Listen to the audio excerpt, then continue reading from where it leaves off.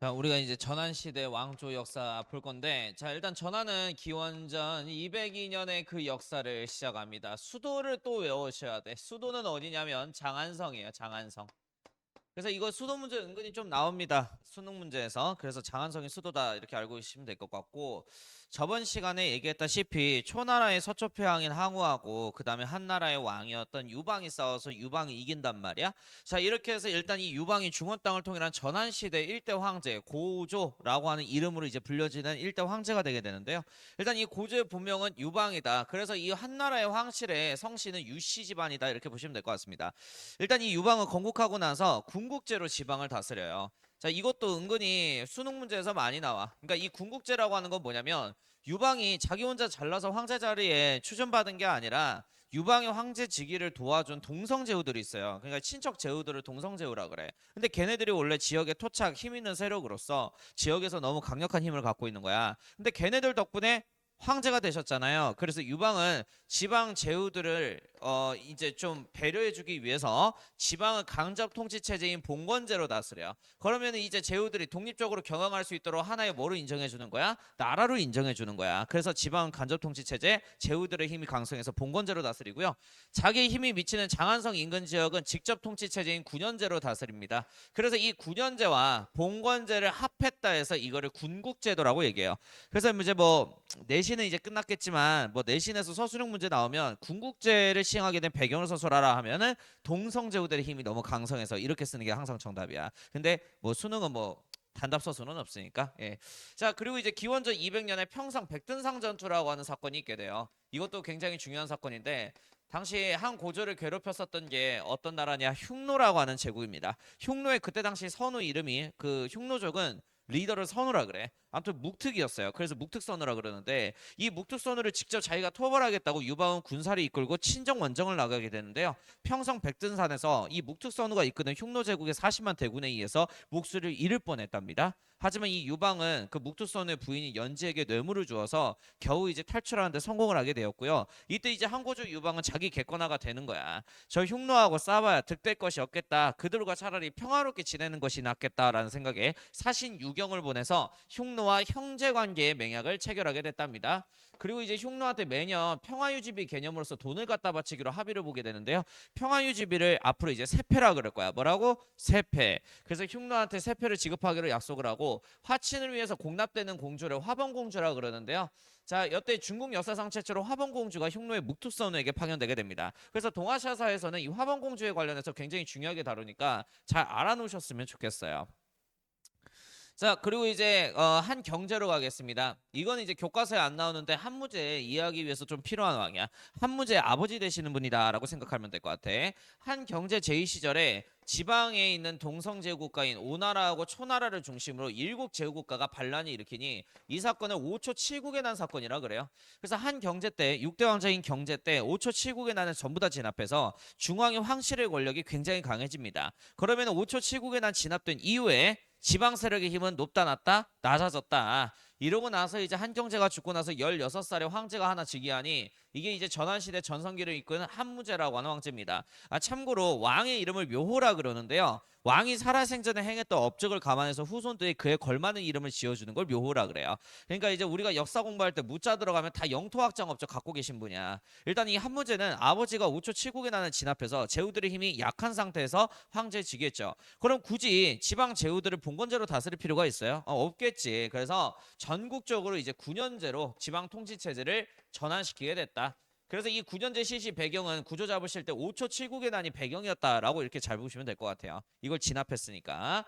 자, 그리고 이제 한무제는 나라를 다스릴 수 있는 새로운 사상 체제가 필요했어요. 시황제는 가혹한 법치 통치로 나라를 망쳤거든. 그러니까 법으로 강경하게 백성들을 다스리는 건 옳지 못하다고 생각해서 새로운 뭔가 통치 방식을 찾고 있었는데 당시 유학자였던 동중서라고 하는 사람이 있어요. 그래서 이 동중서가 유교 어떻습니까? 유교 해서 이제 이 유교를 국교화하자라는 제안에 따라 이 유교가 메인 국교, 메인 학문이 되게 됩니다. 그래서 이때 이제 유교가 국교화됐다. 유교학의 좋은 점은 뭐냐면 황제하고 백성의 관계를 부모와 자식 관계로 엮을 수 있다는 거예요. 그러면 이제 도의적으로 법률적으로 강제화시키진 않아도 자식이 부모의 것을 빼앗거나 부모의 힘을 탐하는 거는 이게 도리상 맞아? 안 맞게 되잖아. 이렇게 해서 이제 쿠데타, 반정이 일어날 확률을 줄어들이는 이런 사상 체제가 유학이에요. 그래서 이게 메인 종교가 된 거고, 그럼 이 유교가 메인 학문이 됐으니까, 관학이 됐으니까 이걸 가르칠 수 있는 학교가 부설돼야겠네. 자, 이렇게 해서 유학을 가르치기 위한 학교가 만들어지게 되니 그게 중앙학교 태학입니다. 그리고 이 태학에서 유학경전 5가지, 시경, 서경, 역경, 얘기, 춘추, 이거를 오경이라 그러는데, 오경을 연구하는 교수 집단이 있으니 이를 오경박사라 그래요. 아, 참고로 이 오경박사가 태학이라는 학교에 들어가서 주로 무슨 학문을 연구했냐면, 그 시황제가 그 점치는 복수하고 의학서하고 농법서 말고 다 태워버리거든. 이 사건을 분서 사건이라 그래. 이러다 보니까 유학 경전이 다 훼손돼서 이제 메인 학문은 유학이 되는데, 유학 경전 탐구를 못하겠어 신발. 그래서 오경박사 애들이 훼손된 유학 경전을 보면서 이 훼손된 뒷부분의 내용은 뭘까 뜻을 탐구하기 시작하니, 이 학문을 뜻을 탐구한다고 해서 훈고학이라고 얘기를 해요. 그래서 태학에 있는 오경 박사들은 훼손된 유학 경전의 내용을 탐구하는 뭐에 종사했다? 훈고학을 주로 연구했다. 이렇게 보시면 될 것 같아. 자, 그리고 이제 학무제는 한 나라의 숙적이 있는데요. 바로 흉노제국입니다. 흉노제국을 자기 집권기 안에 토벌하는 게 꿈이었다. 그래서 학무제는 이런 꾀를 이제 하게 돼요. 당시 유럽 지도를 그리면 안 되는데, 이렇게 동아시아 지도 있다고 한다면 러시아하고 몽골 땅 돌아다니는 게 흉노라 그랬었잖아. 당시 중앙아시아에서 살다가 흉노족의 남하로 인해서 흉노족의 침략에 의해서 인도 방향으로 밀려난 국가가 있어. 그 국가가 대월지라고 하는 나라인데, 이 대월지는 흉노하고 당연히 사이가 좋지 않겠죠. 그 흉노의 침략 때문에 밀려나간 애들이니까. 그래서 저 대월지 군왕하고 동맹을 맺어서 흉노를 연합 공격해서 토벌하는 것이 좋겠다라는 생각에 대월지가 있는 저기 서역에 누구를 투입시키게 되냐? 기원전 139년에 여태 장건이라고 하는 사람을 대월지국에 파견을 하게 돼요.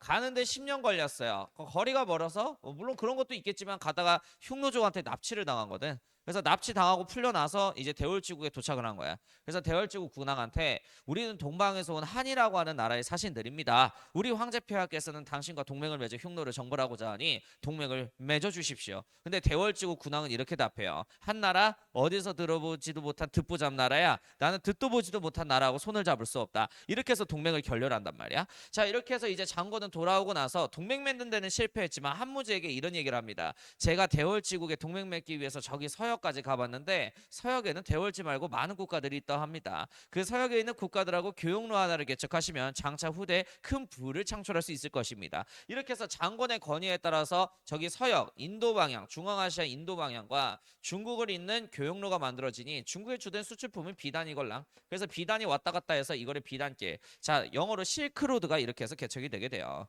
그래서 이제 흉노 정벌하기 위해서 대월지국하고 동맹 맺기 위해서 파견된 장건 때문에 뭐가 개척됐다? 비단길이 개척됐다. 그래서 상식적으로 나중에 인도하고 네팔 부근에서 유행했던 불교라고 하는 종교는 어떻게 보면 서역에서 출발한 종교란 말이야. 그럼 서역과 중국을 잇는 길이 뭐라고? 비단길. 그래서 1세기 이 비단길을 통해서 중국의 불교가 전파가 돼요. 그러면 대월지국과 동맹 맺는 데는 실패했다, 성공했다, 실패했다. 그래서 1차 흉노 정벌을 기원전 129년에 추진하게 되는데요.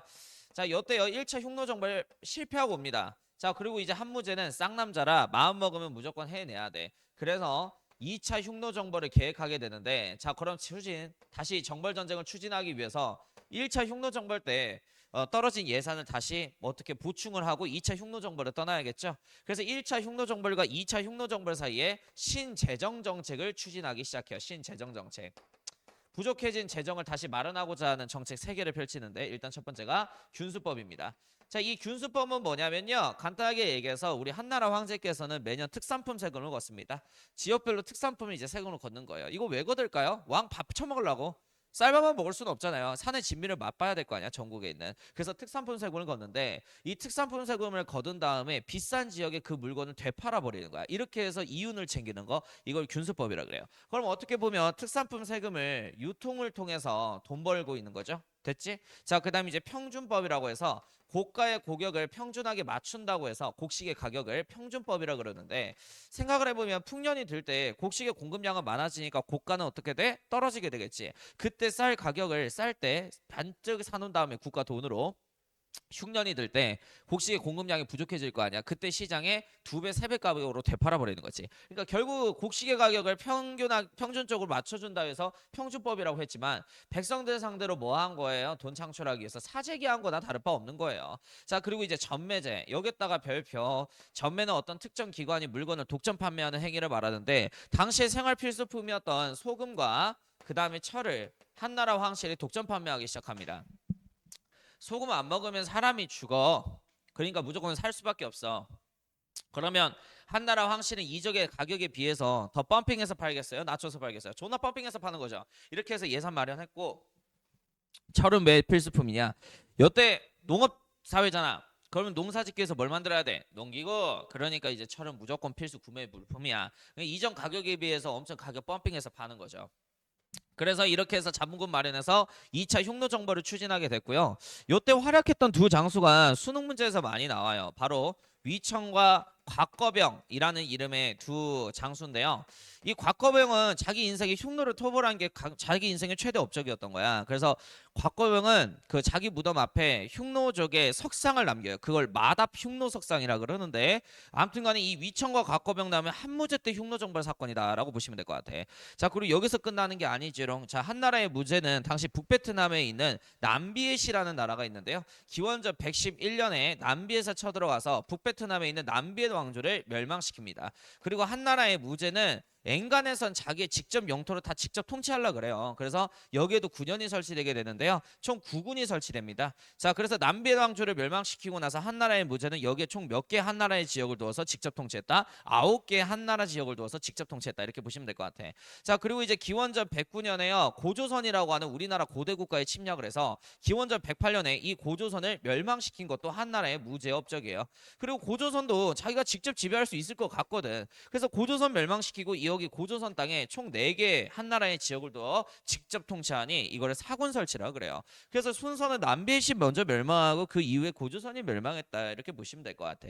자, 그리고 이것도 하나 알아놓는 게 제일 좋은데 한무제 집권기 때는 한나라의 황제의 힘이 너무 강하다 보니까 신하들이 뭐 한무제의 정책에 대해서 옳고 그르다를 논의할 수 있겠어? 불가능하지. 근데 이제 한무제가 죽고 나서 그 다음 황제 어린 황제 소제가 즉위했을 때 한무제 사후에 염촌론쟁이라는 게 벌어지기 시작해요. 신하들이 이건 아니다 싶은 거지. 이전에 흉노 정벌 자금 마련하고자 소금과 철을 독점 판매했는데 이 정책이 옳았나 틀렸냐? 그 다음 황제 때 막 이게 논쟁이 있었던 거야. 그래서 염촌 논쟁이 있었다고 하면 한무제 사후에 터진 논쟁이다. 이렇게 보시면 될 것 같아. 죽고 나서. 자, 그리고 이제 한무제 사후에 어린 황제 소제가 즉위했다 그랬잖아. 그러다 보니까 이제 어린 황제가 등장하게 되면 왕실에 누가 힘이 세지냐? 외가 친척 가문, 외척 가문이라 그래요. 외척들이 힘이 졸라 세져요. 당연한 거 아니겠어요? 외가 가문이 힘이 세지겠죠. 엄마 쪽 가문이 어린 황제가 등장하면. 그리고 또 하나 더 어렸을 때부터 궁궐에서 유일한 황제의 친구이자 말친구를 해줬던 환관들이 있잖아요. 나랏일 보필해주는 이 환관들의 힘이 어린 황제가 즉위하게 되면 강화돼. 이유는 자신의 유일한 친구가 환관이라고 생각하거든. 업무를 보좌해주는. 그래서 환관한테 대부분의 정치적 권력을 어린 황제는 다 넘겨요. 그래서 아무튼간 이 외척과 환관 간의 대립이 있었다. 한무제 사후에. 이때는 누가 이기냐? 외척 가문이 이겨요. 그래서 당시 한나라의 외가 친척 가문이 왕씨 집안인데 대표적인 인물이 왕망이야. 그래서 이 왕망이 8년에 전한을 무너뜨리고 새로운 국가를 건립하니 8년부터 23년까지 있었던 신나라입니다. 그래서 이 신나라 건국한 황제가 누구다? 왕망씨다. 자, 우리 왕망씨는 중앙 집권 정부를 꿈꿨어요. 그래서 지방에 있는 모든 호족들이 갖고 있는 땅은 다 왕의 거여야 돼. 그래서 왕전제 개혁을 하게 되는데 자, 만약에 이게 추진되게 되면 지방 호족들은 땅 눈 뜨고 다 뺏기는 거야, 황제한테. 자, 그럼 지방 호족들이 가만히 있겠어? 물론 반란을 일으킬 거야. 그래서 지방 호족들은 전국 각지에서 반란을 일으키게 됐고요. 자, 아무튼 그 전에 있었던 전한의 후손이었던 유슈라고 하는 사람을 중심으로 새로운 나라를 25년에 건국을 하게 되니 그 정부가 후한 정부입니다. 그래서 25년부터 220년까지 이 유슈를 황제 자리에 추존시켜서 이 나라를 만들게 돼요, 후한. 자, 아무튼 이 사람을 후한의 1대 황제 광무제라 그래, 광무제. 자, 보세요. 자, 후한의 수도 외우세요. 전한의 수도는 장안성이었죠. 이 후한의 수도는 러양, 낙양입니다. 낙양. 그래서 이제 여기 수도는 낙양이야. 그래서 낙양은 한족들이 많이 살아요. 그 한나라의 그 민족을 그 리얼 중국인들을 한족이라 그래. 그래서 여기 많이 살 수밖에 없지. 후한 정부의 수도니까. 그리고 이제 이 광무제는 어떻게 보면은 자기가 잘나서 황제 자리에 즉위한 게 아니라 지방 호족들이 왕 만들어 준 거란 말이야. 그러니까 지방의 힘이 더 세요. 후한도 중앙보다. 자, 나중에 어떤 일이 발생하게 되냐? 황무제 사후에도 어린 황제가 또 즉위해. 그럼 어린 황제가 즉위하게 되면은 어떤 애들이 힘이 세진다고? 왕실의 외가 친척 가문, 외척 가문과 그 다음에 환관들의 힘이 세지게 되는데 결국 이 환관들하고 외척이 또 다시 대립하는 상황이 벌어지게 되는데요. 이때는 또 밸런스 맞게 환관이 또 이겨요. 그래서 이 환관이 어떻게 보면 어린 황제를 끼고 황제 노릇하면서 온갖 썩은 부정부패한 정치를 막 하기 시작해요. 자, 나라의 예산이 부족하니까 지방관을 독촉해가지고 세금 존나 걷기 시작하고요. 결국에 각지에서 농민들이 반란을 일으키게 되니 당시 태평도라고 하는 신흥 종교를 중심으로 황건적이라는 무리가 반란을 일으켜요. 이게 184년 황건적의 난이라는 사건이에요. 당시 장각을 중심으로 전국 각지에서 황건적이라고 하는 도적 무리들이 반란을 일으키는데 왜 이름이 황건적이냐면 황색 두건과 황색 깃발로 무장된 도적 무리라 해서 황건적이라 그래. 근데 이 황건적 무리의 반란을 소탕할 수 있는 중앙 황실의 힘이 부족해요. 차라리 지방에 있는 호족들의 사병이 더 많았거든, 중앙 황실보다. 그래서 후한의 마지막 황제인 헌제는 황건적의 난으로부터 우리 후한 황실을 지켜줘 각 지방에 있는 호족들한테 봉기 명령을 내리게 됐고 결국에 어쩌다 보니까 황건적의 난은 진압이 되는데 이 호족 중에 가장 힘이 강한 조주가 위라고 하는 나라를 화북 지역에 건립을 하게 되고요. 자, 그다음에 이제 촉이라고 하는 나라가 이렇게 건국이 되게 됐고 강남 지역에 송건이 만든 오나라가 이렇게 건국된과 동시에 자, 나라는 나중에 추후에 삼국으로 분열이 됐다라고 이렇게 보시면 될 것 같습니다. 여기가 이제 삼국지 시대인데요. 자세한 건 모르셔도 돼요. 동아시아사 교과서에서는 굳이 안 나오니까. 그래서 뭐 요거 나왔다고 해서 삼국지 역사서를 다시 필 필요가 없습니다. 네. 알면 뭐 마이너스는 없는데 그 지랄을 왜 하고 있어요? 지금 수험 공부해야 되는데 빨리빨리 차라리 진도 나가는 게 낫지. 자, 아무튼 이런 상황이 중국에서 벌어지고 있을 때 우리 한국의 상황 한번 보도록 하겠습니다. 한국. 자, 우리 한국은요 이때 당시에 이제 고조선 역사 하나 볼 거예요. 자, 일단은 이 고조선의 기록에 따르자면 기원전 2333년경에 단군왕검에 의해서 나라가 건국이 됐고요. 단군왕검이 몇천 년 동안 혼자서 나라를 다스렸대. 자, 기원전 5세기까지 이 시기를 단군왕검이 나라를 통치했던 시대 단군조선기라고 불러요. 자, 일단 이 단군조선기 때 지배자 명칭은 단군왕검입니다. 이거는 사람 이름이 아니라 지배자 명칭을 단군왕검이라고 칭했던 거야. 자, 일단 이 단군은 무슨 의미냐면 제사를 주관하는 제사장이야. 자, 그리고 이제 왕검은 무슨 말이냐면은 자, 나라의 정치를 다스리는 정치적 지배자야. 자, 그러면 이 단군왕검이라고 불려지는 한 녀석이 뭐하고 뭐를 싹 다 주관했다? 제사하고 정치를 싹 다 주관하는 고조선 엄연한 재정일치 사회였다는 것을 우리가 파악할 수가 있죠. 자, 이건 수능 한국사에서 잘 나오지는 않아요. 근데 다 꼼꼼하게 공부는 하셔야 되는데 비중은 적다. 그러면 어디서 좀 주로 많이 나오냐면 수능 한국사래. 수능 동아시아사. 미안해. 자, 아무튼 한국사 가르쳐서 한국사인 줄 알았어. 자, 강성기 시절 여기에 좀 많이 나와. 기원전 5세기부터 기원전 194년까지 고조선의 국력이 굉장히 강해져요. 이 시기를 강성기라 그래. 그래서 이때 고조선의 왕이 누구냐면 부예요. 이 부가 자기 아들내미 쭈나한테 그대로 왕이 물려준 거야. 그러니까 고조선 역사상 최초로 무슨 상속이 이루어진 거냐면 부자 상속이라는 게 처음으로 이루어진 순간이에요. 그만큼 왕권은 강했다라는 거지. 내가 원하는 자식한테 왕위를 물려줄 수 있을 만큼 중앙 황제의 힘은 막강했다. 이렇게 해석을 하시는 게 제일 좋고요.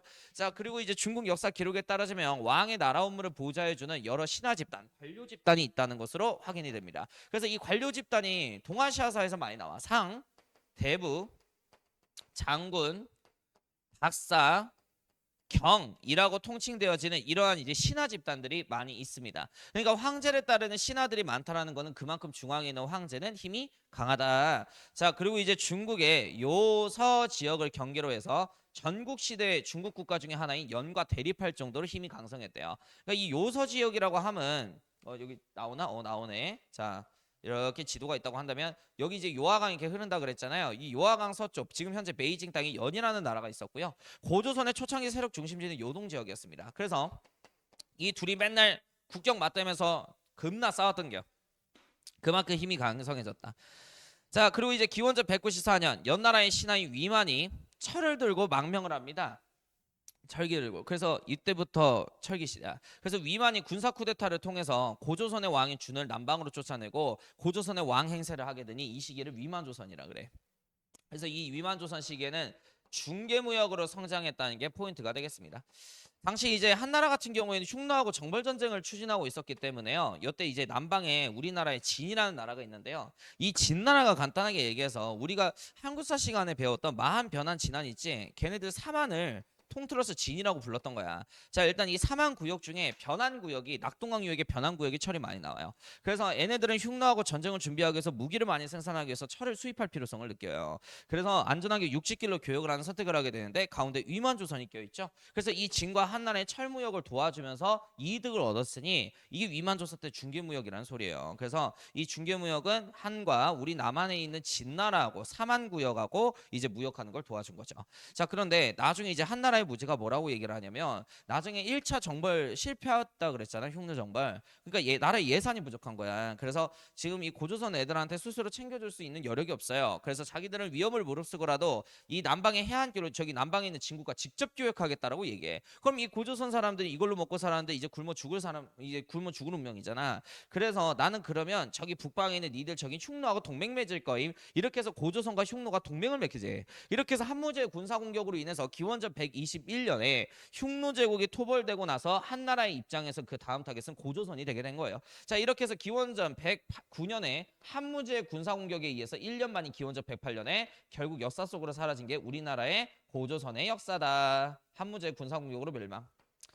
그리고 한나라의 무제는 이 고조선을 직접 다스리기 위해서 몇 개의 지역을 두었다? 4개의 지역을 두었다. 그래서 이거를 한사군 이렇게 한국사 시간에 배웠을 거예요.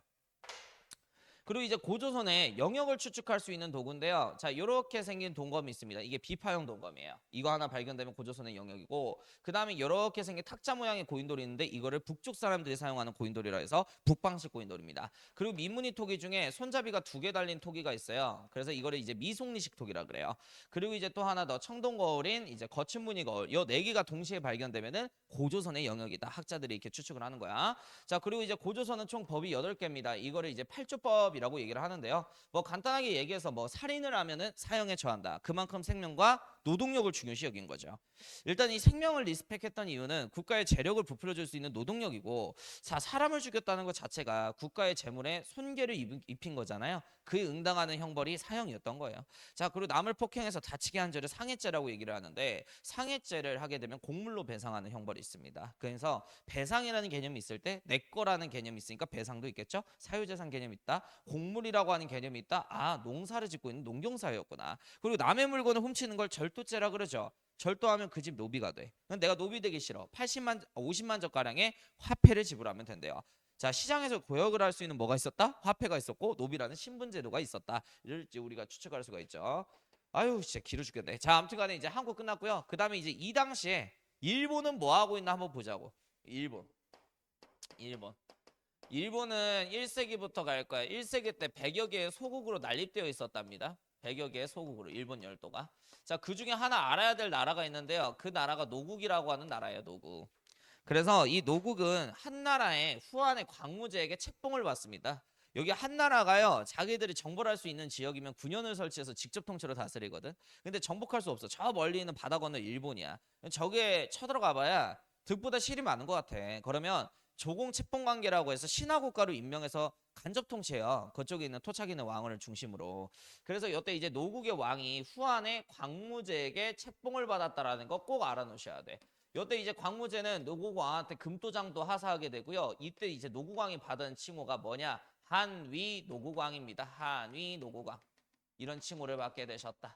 자, 그리고 이제 3세기로 넘어갈게. 자, 3세기에는 100여 개의 소국에서 30여 개의 호족 국가 연합체로 바뀌게 됩니다. 당시 이제 주술을 쓰는 어떤 여인이 있는데요. 그 여인을 여왕으로 추대해서 호족 연합 국가가 만들어져요. 그 호족 연합 국가 이름이 3세기에 등장한 야마타이국입니다. 당시 그 주술 쓰는 여왕이 있다 그랬지. 이 여왕 이름이 히미코 여왕이야. 히미코 여왕. 자, 일단 이 히미코 여왕도 중국의 황제한테 책봉을 받게 되는데요. 잘 기억하세요. 히미코 여왕을 책봉해 준 건 위나라의 명제라고 하는 황제예요. 삼국지 읽어본 사람들은 아실 텐데 위나라의 명제는 위를 건국한 조조의 아들 조비입니다. 조비. 그래서 이때 명제가 히미코 여왕을 일본의 왕으로 책봉해 준과 동시에 자기 신하로 책봉한 거지. 자, 이때 무슨 칭호를 주게 되냐? 친위외왕이라고 하는 칭호를 하사해 주게 되었다. 그리고 이제 4세기 중국과 한반도에서 살고 있는 선진 문화를 갖고 있는 사람들이 일본으로 넘어가니 이런 세력들을 일본으로 도주한 세력이라 해서 도해인 세력이라 그래요. 이 도해인들이 연합 정권 만든 게 4세기부터 710년까지 있었던 야마토 정권입니다. 짜잔. 그래서 일본은 이러고 있었어요. 자, 그리고 이제 베트남 얘기할게요. 베트남. 베트남은 고대 청동기 문화를 뭐라 그런다 그랬지? 기원전 7세기에 등장한 동선 문화. 동선 문화를 바탕으로 최초의 국가가 만들어지게 되니 그게 반란국이에요. 근데 이 반란국은 나중에 이제 어우라 왕국한테 베트남 땅을 빼앗기게 되고요. 어우라 왕국을 건국한 사람을 알아야 돼. 자, 이 사람은 안정부엉입니다. 안정부엉. 그래서 이 안정부엉이 세운 어우락은 북베트남에 거기 농사 잘 되잖아요. 농업하고 해상무역으로 먹고 살았다. 이렇게 보시면 될 것 같고, 이 어우락 왕국을 무너뜨린 사람이 또 중요한데요. 얘가 진나라의 관리 출신이에요. 진나라의 관리 출신. 바로 찌에우다입니다. 이 진나라는 시황제 진나라를 말하는 거겠죠. 자, 아무튼 이 진나라의 관리 출신이었던 이 찌에우다가 어우락 왕국을 무너뜨리고 새로운 베트남 왕조인 북베트남의 남비엣이라고 하는 나라를 만들게 돼요. 걷다 써놓으세요. 이 남비엣은 어디에 있다? 북베트남에 위치해 있다. 그래서 이 남비엣을 멸망시켰다를 교수님들이 북베트남 지역을 병합했다라고 이렇게 표현할 수도 있어. 이게 같은 말이라는 걸 좀 우리가 인지하면서 공부하시는 게 제일 좋다. 자, 아무튼 이 남비엣이 한무제의 공격에 의해서 멸망하게 되고요. 한무제는 여기다가 몇 개의 지역을 두었다. 한 나라에 4개의 지역을 설치해서 자신의 영토를 직접 통치하기 시작하죠. 추후에 이 남비엣 사람들이 한 나라로부터 이제 독립하고자 반란을 일으키게 되는데, 그게 찡짝과 찡리 자매가 반란을 일으켰다 해서 이 반란 사건을 40년부터 43년까지의 찡자매의 반란 운동이라고 얘기를 합니다. 당시 중국한테 빼앗겼던 50여 개 성을 탈환할 만큼 중국을 상대로 큰 공세를 벌였었던 게 찡짝 찡리 자매였는데요. 이름 찡짝 찡리예요. 그런데 결국에 후한 황실의 군사 공격에 의해서 결국에 무너지고 맙니다. 자, 보세요. 자, 찡자매의 반란은 40년부터 43년까지 있었기 때문에 1세기잖아. 그래서 간단히 얘기하자면, 자, 우리가 이제 기원전은 전한시대예요. 그 앞에 있는 그 고조 무제가 있었던 전한시대. 그리고 25년에 건국된 게 후한 정부죠. 그럼 이때는 전한이에요, 후한이에요? 후한이지. 25년부터 220년까지가 후한이니까. 그래서 이 찡자매의 반란 운동을 진압한 거는 후한이라는 국가이지 전한은 아니다. 이거 구분 좀 잘 해주시면 좋을 것 같습니다. 자, 이렇게 해서 후한이 이제 반란 진압한과 동시에 당나라가 무너지기 전까지 약 1000년 동안 중국 민족들의 지배를 받은 게 북베트남 사람들이다. 자, 그리고 이제 라스트 흉노 제국 얘기하겠습니다. 흉노는요, 이때 당시에 이제 그 기원전 3세기 무렵에 영웅 하나 잘 만나가지고 대제국으로 성장해요. 이름이 이제 묵특시야. 그래서 흉노의 리드를 내가 선우라 그런다 그랬잖아. 그래서 묵특선우 때 영토가 굉장히 넓어진다. 그래서 이제 뭐 세계 지도를 빠르게 그냥 대충 그려보자면, 아우 나 지도를 못 그려가지고 인도, 동남아, 중국 뭐 대충 뭐 이렇게 있다고 쳐봐. 자, 서쪽으로는 투르키스탄. 이것 좀 외워놓으세요. 서쪽으로는 투르키스탄. 그리고 이제 남쪽으로는 오르도스. 자, 이 오르도스에다가 별표 칠래? 왜 그러면 오르도스에서 유물 나왔다 하면은 거의 흉노족이에요. 알겠죠? 오르도스. 그 다음에 이제 동쪽 끝으로는 열아.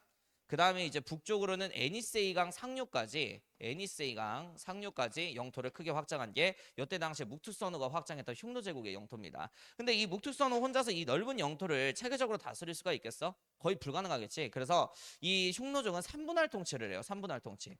그래서 이 묵투선우 대신에 여기 왼쪽 땅을 다스리는 녀석을 좌연왕이라고 얘기를 하고요. 좌연왕. 그리고 여기 이제 총체적으로 선우가 다스리고, 여기 오른쪽은 우연왕이 이렇게 다스린다. 이렇게 보시면 될 것 같아요. 가운데는 뭐 선우가 다스리겠죠. 이렇게 해서 자연왕, 선우, 우연왕 이렇게 해서 관직을 두어서 제국을 3분할 통치했던 게 흉노족인데요. 추후에 한무제의 군사 공격으로 인해서 흉노는 분열을 맞이하게 되었고, 결국 흉노족은 세력이 약화돼서 이제 다른 지역으로 밀려났다. 이렇게 보시면 될 것 같습니다. 자, 여기까지 해가지고 뭐 대충 첫 번째 주제 거의 다 끝났어요. 자, 그리고 이제 두 번째 주제로 가겠습니다. 4세기에서 6세기 동아시아의 인구 이동에 대한 역사 한번 빠르게 정리를 할 거예요. 이쪽이 좀 나오면 킬러로 나오더라고, 수능 문제에서. 그래서 애들이 조금 이제 많이 틀려요. 자, 4에서 6세기 동아시아에서 뭐가 벌어진다? 본격적인 인구 이동이 벌어진다. 뭐 기후 문제도 있겠고요. 내전 전쟁 문제도 있겠죠. 근데 동아시아 인구 이동의 특징은 뭐냐면, 어떠한 이유든 간에 1차 이동이 시작되게 되면 이주민들은 기존에 살고 있었던 토착민들을 밀어내면서 새로운 정착지를 개척을 합니다. 그러니까 이 밀려난 이 토착민들은 또 새로 이주를 해가지고 다른 토착민들을 밀어내고 또 그쪽 지역을 장악하게 되겠죠. 그래서 1차 인구 이동이 어떤 이유든 있든 간에 이 3차 인구 이동까지 동시 발생적으로 벌어진 게 4에서 6세기 동아시아 지역의 인구 이동 역사다. 이렇게 보시면 돼요. 자, 일단 그 중국부터 한번 볼 거야. 이 당시에 중국.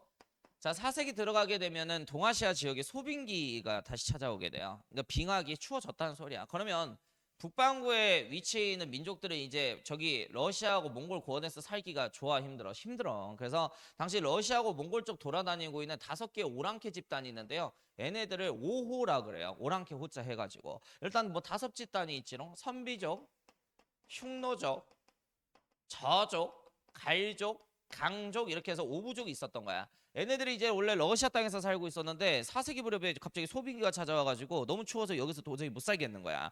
그래서 추워가지고 이 5호가 당시 이제 중국이 위초고 이렇게 분열기였단 말이야. 당시 위나라의 왕은 위초고하고 이제 초고하고 5하고 전쟁하고 있었던 조조였어요.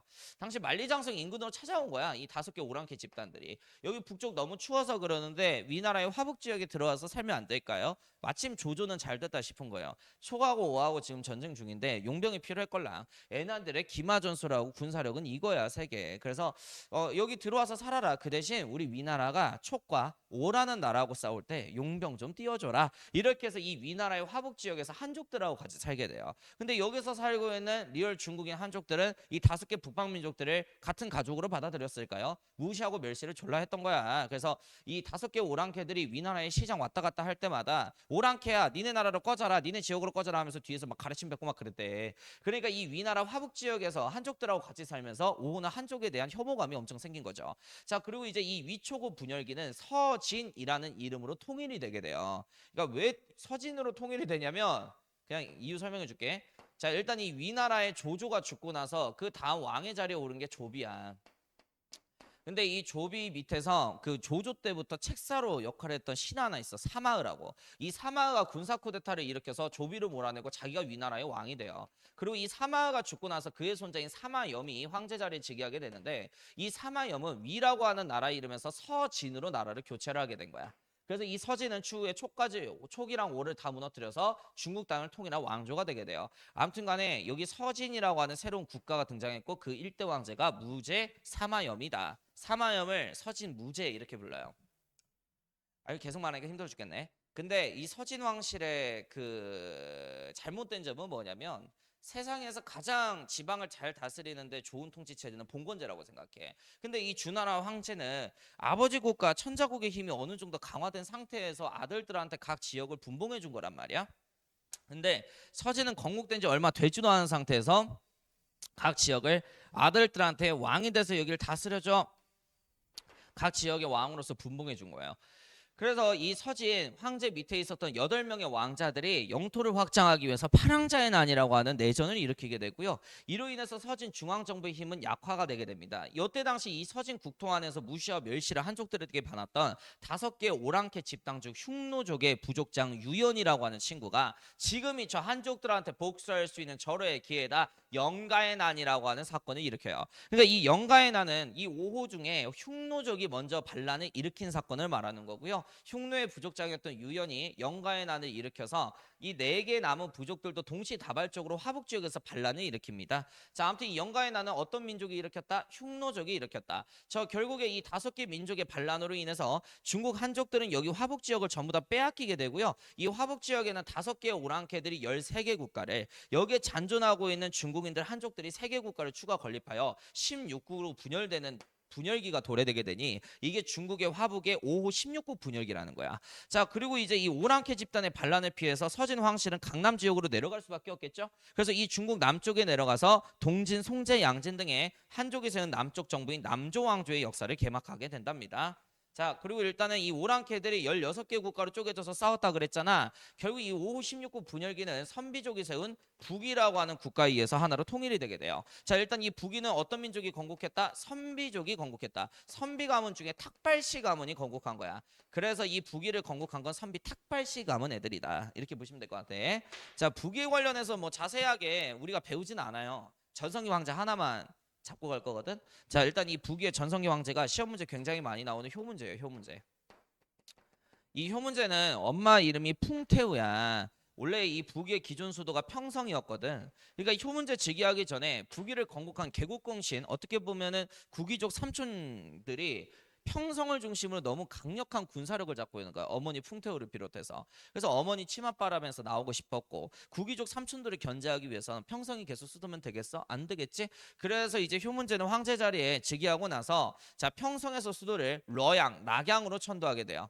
왜 하필 낙양일까? 우리가 이제 논리 개연성을 갖춰야 돼. 낙양은 옛날에 어떤 왕조의 수도였지? 후한의 수도였어요. 그러니까 여기에 뭐 누가 많이 살아? 한족 친구들이 많이 살아요. 그러니까 이제 선비족의 중심지인 평성을 버리고 한족으로 이동하겠다는 건 뭐야? 선비 구귀족을 견제하기 위해서 누구를 내 편으로 끌어들이겠다? 한족을 내 편으로 끌어들이겠다. 자 이렇게 해서 이제 선비족을 또 견제하기 위해서 한화 정책이라는 것을 펼치기 시작합니다. 자 여기서 말하는 한화 정책이라고 하는 거는 뭐냐면은 한족화한다. 누구를? 선비족을. 이거를 한화 정책이라 그래.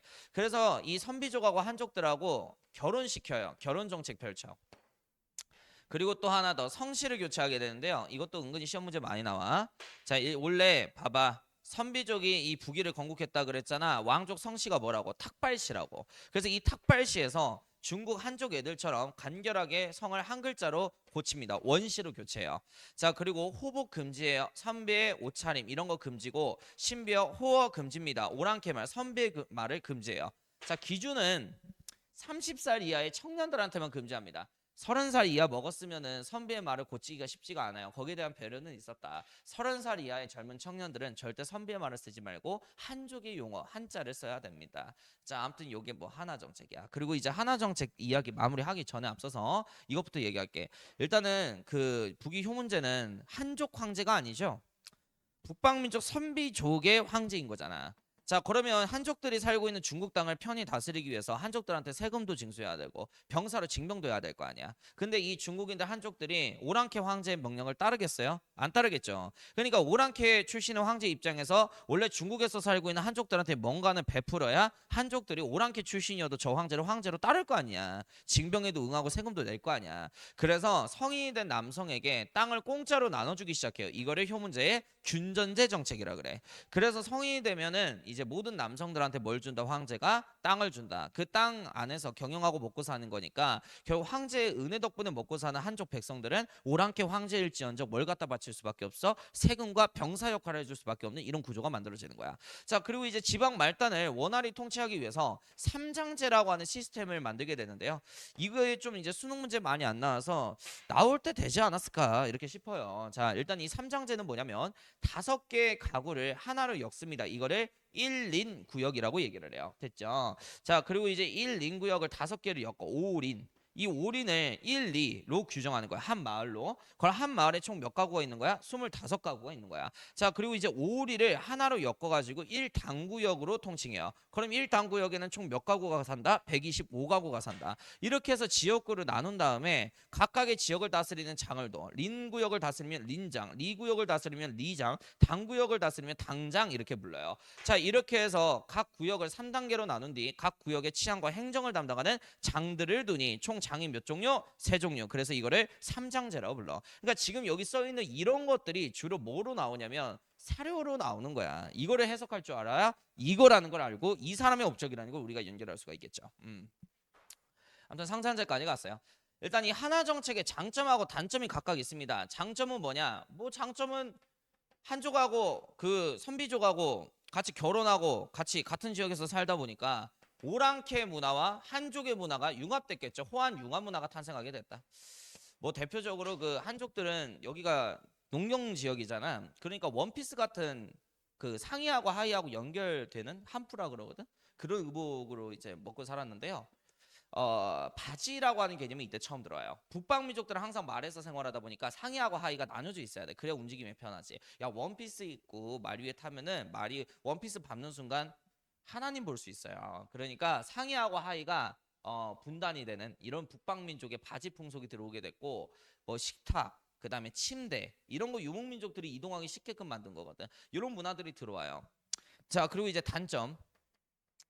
효문제의 한화 정책 추진 이후에 어떤 막 심각한 단점이 벌어져. 이게 뭐냐면 원래 선비족은 북방민족 계통으로서 활도 잘 쏘고 말도 잘 쏘고 무술에 능통한 민족이었는데 얘네들이 기득권이 되고 한족화된 이래로 어떤 무술 훈련도 잘 하지 않습니다. 그러니까 이제 나태해지기 시작한 거죠. 그래서 잘 싸우는 선비족이 말 위에서 막 떨어지고 활도 못 쏘는 이상한 병신민족 돼버린 거죠. 자 그래서 이 효문제 사후에 한화 정책은 오라 아니야, 하나 정책은 틀려. 이러한 선비족 귀족들이 북위를 두 개로 쪼개 먹습니다. 그래서 효문제 하나 정책은 옳은 선택이야. 효문제 하나 정책을 동의한다 그래서 동위라는 나라로 독립이 돼요. 그냥 이렇게 외우시면 편해요. 근데 하나 정책에 반대하는 친구들은 서위라고 하는 나라로 분열이 되게 된답니다. 결국 이 중국의 북이라는 이름으로 통일됐던 여기 화북 지역은 동위하고 서위로 쪼개져서 서로 화북 쟁탈전을 벌이는 상황이 되게 됐다. 자, 그리고 나중에 동위가 추후에 나라의 이름을 뭐로 교체하냐면 북제라는 이름으로 교체를 해요. 자, 그리고 이제 서위가 나중에 이름을 뭐로 교체하게 되냐면 북주로 교체하게 되는데,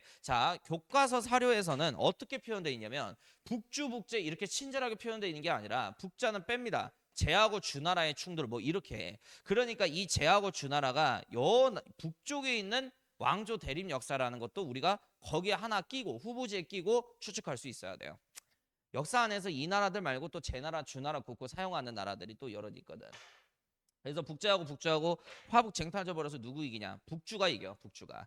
그래서 이 북주가 중국 화북 지역을 다시 통일하게 되는데 북주 밑에 있었던 양견이라고 하는 사람이 황제 자리를 찬탈하여 581년에 나라 이름을 수로 교체합니다. 그리고 이 수나라는 한족이 세운 남쪽 왕조인 남조 왕조의 마지막 국가인 진나라를 무너뜨려 589년에 중원 땅을 통일한 통일 왕조가 되게 됐답니다. 자, 여기까지가 북쪽에 있는 오랑캐들에 대한 역사, 북조 왕조에 대한 역사를 봤어요. 자, 그러면 얘네들이 5개 오랑캐들이 화북 지역에서 반란을 일으켰을 때 얘네들의 반란을 피해서 강남 지역으로 내려간 중국인들이 있다 그랬지, 한족들. 이 한족들이 수립한 남조 왕조의 역사를 한번 봅시다. 여기다가 남조 좀 정리할게요. 남조. 북조는 오랑캐들이 역사를 펼쳤다면 남조는 누가 펼쳤다? 오랑캐들의 반란에 의해서 밀려 내려온 한족 피플들, 진짜 리얼 중국인들이 여기서 이제 역사를 펼친 거야. 자, 일단 남조로 내려와가 여기 남쪽으로 내려와서 건강이라고 하는 것을 도읍으로. 건강이 어딘데요? 현재 지명상 중국의 난징입니다. 난징. 난징을 도읍 삼아서 동진이라고 하는 나라를 서진 황실들이 만들어요. 자, 일단 이 동진의 1대 황제는 누구냐면 이 황제 이름도 다 알아야 우리가 사료 해석하고 공부할 수가 있어. 사마예입니다. 사마예. 자, 일단 이 남조 왕조의 특징이 뭔지 알아? 얘네들은 밀려 내려왔지. 황제권이 그만큼 약화됐어요. 그러다 보니까 힘이 약한 황제는 자기를 지켜주는 군인한테 많이 의지할 수밖에 없고요. 군인들이 힘이 엄청 강하다 보니까 군인들의 하극상이 빈번하게 이루어지는 왕조 역사를 갖고 있습니다. 자, 이렇게 해서 또 어떤 군인의 쿠데타로 인해서 동진이 무너졌다는 소리야. 자, 유유라고 하는 군인의 군사 쿠데타에 의해서 송으로 나라 이름이 교체가 되게 돼요. 자, 그래서 이 송나라의 1대 황제는 유유입니다. 그래서 애들이 이걸로 많이 틀리대. 모의고사 같은 거 나오면.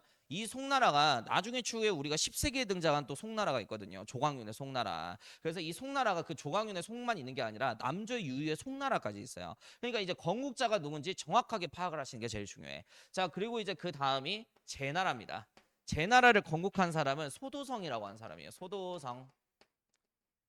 자, 그 다음에 이제 그 다음 왕제가 양나라입니다. 왕조가. 양나라. 양나라의 황제는 양나라의 무제 소연이에요. 소연. 자, 그리고 이제 맨 마지막 왕조가 진나라인데요. 이 진나라의 황제 이름이 진패선인 거야. 진패선. 그래서 아까 얘기했지만 저기 북주에서 나온 이 수나라 있죠. 이 수나라가 이때 당시 남조의 마지막 정권인 어떤 왕조를 멸망시켰다? 이 진국을 멸망시켜서 위진 남북조 시대를 하나로 통일한 왕조가 된다. 이렇게 보시면 될 것 같아. 이렇게 해서 계속된 군인 쿠데타로 인해서 남조 왕조는 5차례 왕조 교체 역사를 갖고 있다. 이렇게 보시면 될 것 같아요. 그리고 이제 중국 애들은 엔간에서 원래 개척된 여기 화북 지역에서만 살려다가 이 오랑캐들의 반란으로 인해서 울며 겨자 먹기로 밀려 내려왔죠. 남쪽으로. 그러면 이제 개발한데 이 강남 지역을 어쨌든 여기서 정착하면서 먹고 살아야 되니까 어떻게 하겠어? 강남 지역을 이때부터 본격적으로 개발하기 시작한 거야. 그래서 이 위진남북조 시대부터 밀려 내려온 한족들 덕분에 어디 지역이 개발되기 시작했다? 강남이 한족의 농업기술력 갖다 개발되기 시작해요. 그래서 나중에 수나라 되게 되면 여기가 곡창 최대 곡물 생산지로 전환이 됩니다. 여기가 그 개발이 안 돼서 그러지. 여기가 이제 기후도 좋고 농토도 좋단 말이야. 그래서 농사짓기 적합해요. 그래서 여기가 이제 최대 곡창 생산지가 됐다. 이렇게 보시면 될 것 같습니다. 잠깐 좀 끊었다 갈게요.